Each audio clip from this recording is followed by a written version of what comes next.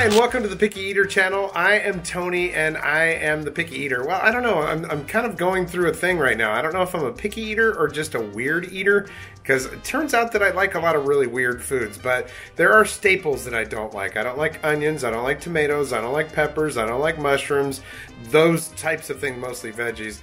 But I have started eating little things like broccoli, and I will experiment. But anyways, this episode is actually kind of a little bit of a field trip. So I've got a friend named Fernando. He comes out to visit his family, the Luckhams. His wife is from America but lives in Spain now. She's actually a Spanish teacher there, or an English teacher in Spain. And every year they come out here to my neighborhood for a vacation, and they're kind of like family to us as well, all of us out here. And every year Fernando makes paella, and he makes some amazing paella. Sometimes he'll do the seafood paella, sometimes he'll do the meat paella, sometimes he'll do both. This time he's doing meat paella, and well, I wanted to share it with all of you. I think this is very cool. This is pretty much, aside from the beginnings of it, a step-by-step on how to make a real Spanish paella, and as he says, the best one in the world. Now, I filmed this last weekend, so what do you say? Let's take a field trip over to Fernando's. All right, we are in a kitchen here on the Outer Banks of North Carolina, and this is my friend Fernando. So, hi guys. Yeah. Now, so I'm ready to prepare the best paella in the world, coming from my mom's recipe, so it's really good. He absolutely, you know, this guy travels with his own. That's your paella pan, right? Absolutely. This comes with me, you know. Oh, I love that. Paella pan comes with Fernando. All right, so it's funny because when he comes to visit from Spain every year, we're like, dude, what day is paella day? I mean, everybody's thinking about that. So now, what do you have in that pan right there?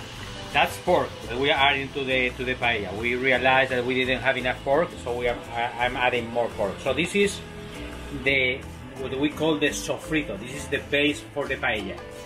So we have tomatoes, green peppers, and garlic.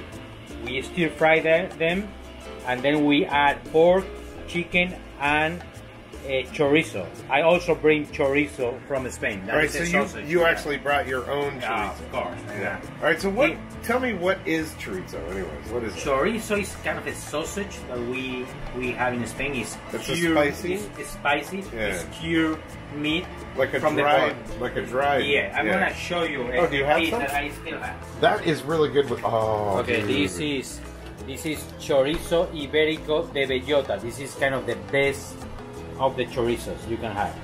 So I still have a little bit left over. Okay, this is the real chorizo. You cannot find this in United States. Nice and dried. Yeah, you cannot find that. You will see, Tony, the great quality of the taste. This provides a special taste to the paella. Oh, absolutely. Yeah. The paella. So that is your pan. You bring that with you. So when you go through customs, does anybody ever go like, "What the hell is that in there?" No, I'm risking with the chorizo.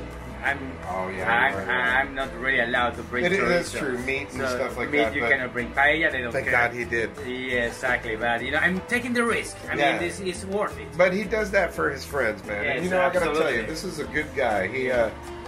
He comes down here once a year.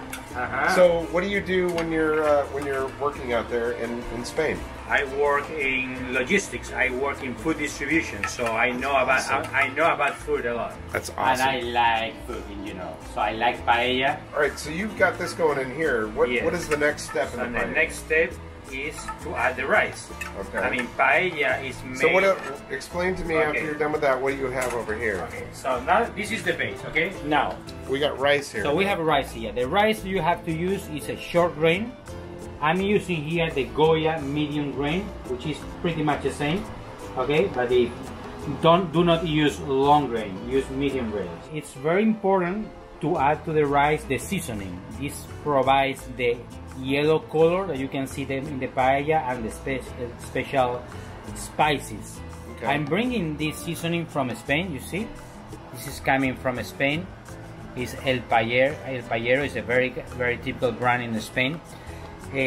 But you cannot find it easily here unless you go to latienda.com. This is a food distributor in Virginia, and they have a web page with a lot of Spanish products.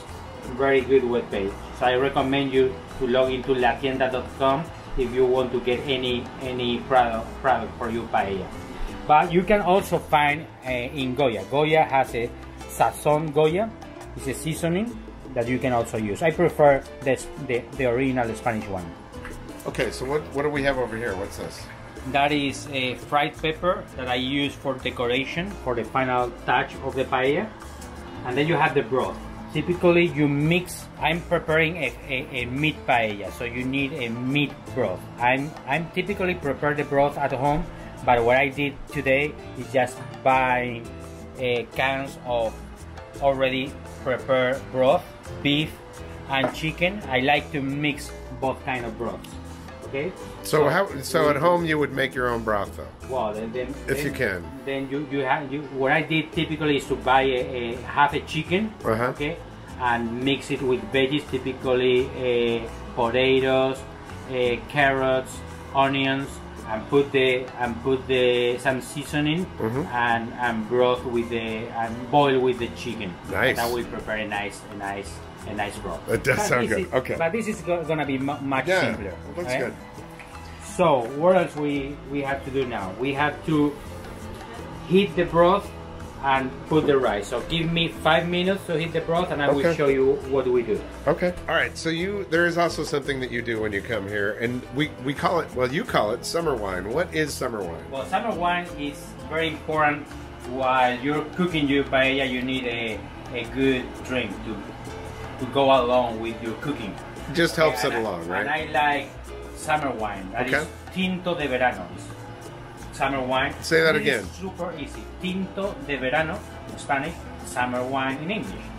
And this is pretty much a red wine. And you need to have a kind of cheap, strong wine. So I'm using kind of a cheap wine, which is important. You don't want to have. You have to have the cheap wine. Yeah, cheap wine. So you add like ice, half of the glass with. Let me see. With wine, half of the glass. How much with, ice? Like just just a little bit. Okay, and then you add the Sierra Mist. Sierra Mist, lime soda, and then sprinkle on. By the way, this is starting to smell amazing right here. Hold on, wait. Okay. We are playing at the same time. We are drinking and we are cooking. This is good. So it is good. Summer wine for you guys. Cheers.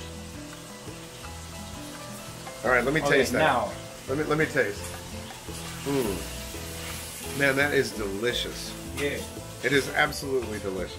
Heat up the paella, and we are going to add the rice. Okay. And this is the rice that we already prepared. So we prepare 1 cup of rice for two people. So since we are having 10 people, we are adding 10 cups of rice. Okay? And we just evenly distribute the rice with the paella. It's beautiful already. Alright. It might not be the thing that you would expect the picky eater to like. I don't know what it is. I like it a lot. You mix it a lot. You mix the rice very well with the sofrito, with the base, so the rice gets all the oil. Now you see? Oh, it smells so good in here right now, man. All right. Good. Now what we do is to evenly kind of distribute the paella, the rice in the surface, because we are going to add the broth now, right? Okay. So we distribute pretty much. It's kind of exciting. Evenly.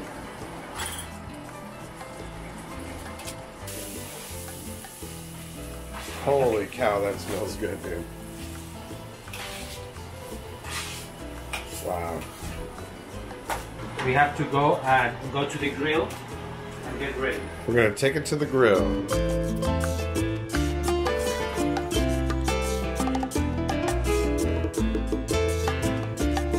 Hey. Oh.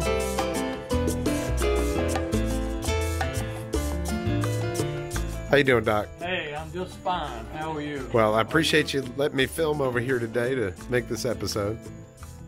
Pleasure. Absolutely. Anytime. Okay, so we're gonna put now the paella in the grill. Now look at that, man. It's Right. beautifully. So the color comes partly from Yeah, the spice, right? From the spice. And now we're gonna have So you're gonna put it on the grill. Now, the grill. how hot is that grill? It's not real hot. Yeah, super hot. It has to be like Very hot. Okay. very hot. Yes. And now I'm gonna add the broth here. Oh, here we go. Look at this. Here we go. I mean, it was already beautiful. Now it's just that much better. You have to evenly distribute the broth. Now I'm gonna be honest. You know, I do not eat the tomatoes, so when you look at my plate, you'll be like, all right.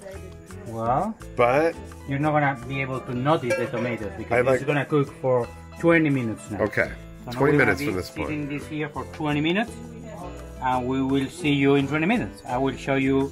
So you see, you cannot see any rice now, right? Right. Oh, let's see in 20 minutes what do we have in here. Okay, bye bye paella. See you in 20 minutes. Need a good room. This is a good rum. And you need it put in enough so that you can taste the rum. I would agree with that. I would tend to agree with that. The second thing is a little bit of pineapple juice and a little bit of Oh, key my. lime juice. So what is key lime juice? Is Key lime juice is sort of is key lime? sour. Key lime is actually a lime, right? That is Right. a key lime. Okay. Okay, good. Now what's going to happen is the pineapple is going to make it sweet. We like that. Pineapple's good. You know what's funny? As a grown man, I thought I hated pineapple all my life. And maybe about 5 years ago, I had some pineapple and was like, oh my God, what have I been missing? I love pineapple. It is good. I'm a huge fan of it now. So now, how much of that did you put in there? You just... Maybe you just know two, how much, two or right? 3 spoonfuls. Okay. Now the trick is, if you like a sweet drink, Okay. then you put more pineapple. If you like a drink that is a little more tart, then you put in more key lime juice. Oh, it's the puppy. Hello. Wilson, Wilson, Wilson, Wilson. Wilson. Wilson is here. You always have to have a little kick. The lime does add a kick. What? I've been out on the sound for 2 hours. On the I thought it was sound? 6 o'clock, and it's so Were you paddleboarding? What were you doing? paddleboarding. Yeah. Nice. And it's so beautiful out there tonight. Sweet. And now I'm gonna have some paella. Yeah, you are. Excited. My husband's making paella. Your husband is awesome. Yeah. He's from the And side now, here. And so what do we have this now? is a special Tom and Sarah Luckham rum punch. Got it? Okay, time is over, so it's time to check the paella. Ooh, it's looking good. It's looking good. All right, so how do you know, like, when it's done? Because rice is rice, and sometimes it's hard to. Well, let's give it a try with the spoon. One Uh, second, I'm let's- gonna get the proper tool. That's a good idea.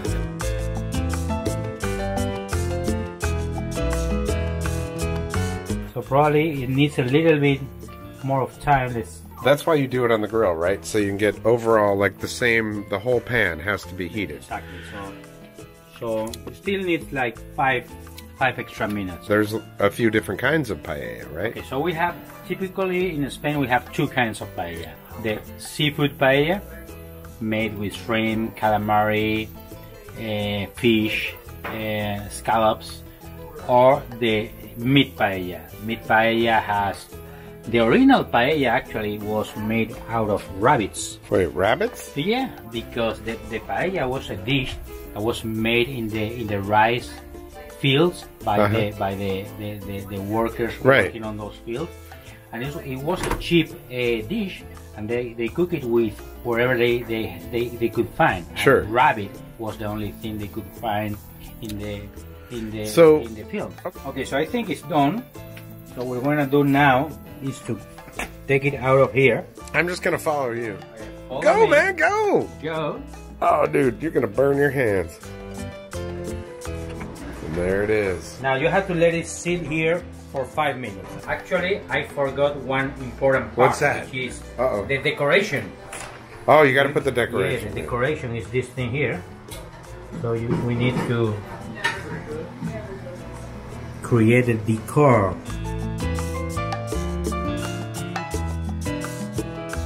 It will be nice with red pepper because it will give it A little bit more color. a mix of colors. I like to mix green with red pepper, but we just had today green. What are the national colors for Spain? Well, they are all in the paella.